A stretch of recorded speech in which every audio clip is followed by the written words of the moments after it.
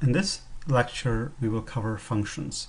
Functions are used if a specified set of statements need to be written once in order to avoid reprogramming over and over again. So for example, let's say we wanted to write a function to print name, and based on different names being typed in, we could actually call hello that person's name. So for example, let's declare a function, and this is the syntax you would use.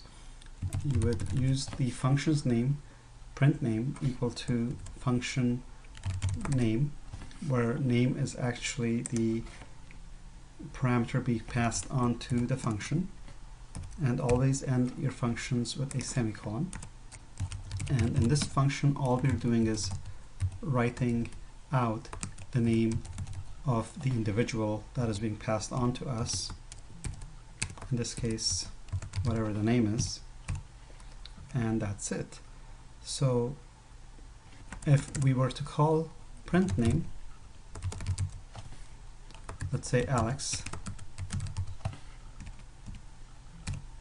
we would run this and Alex would get printed.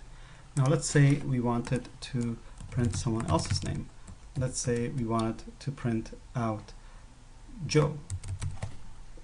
We would simply call the function print name and run this again, and both Alex, hello Alex, and hello Joe are being printed. And this is very important. So what ends up happening is Alex gets passed on to print name, which is a function. So wherever the parameter name occurs, that gets replaced by the passed parameter. So document.writeLine hello, in the first instance Alex gets printed, which you see here.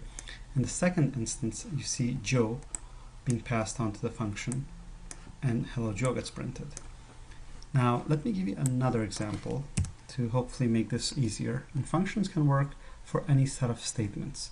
Let's say you wanted to write a function to add two numbers. You would declare a function called add, and in that function you would pass on two parameters, let's say number 1 and number 2, and you would write a set of statements, and this function, all it does is it carries two parameters, number 1 and number 2, and returns the sum of those parameters back to the called function. So if I were to write document.writeLine and I were to call the function add with parameters 4 and 5, and I were to run this, I would see the answer is 9.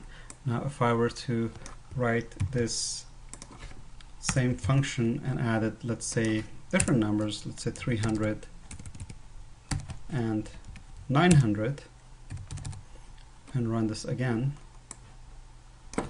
I could see the output of that. And we expect the add value to be 1200 here. There you go. So again, very simple concept, and you can have as many number of parameters as you like, but the entire idea being that you can create a function and provide it a name, as well as provided the parameters that are being used. And then to call a function, you would simply call the name of the function, provide the parameters, and pass it on to that function.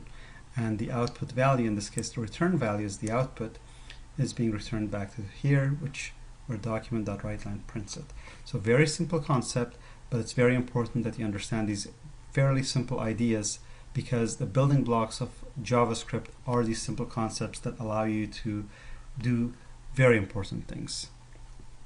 Thank you.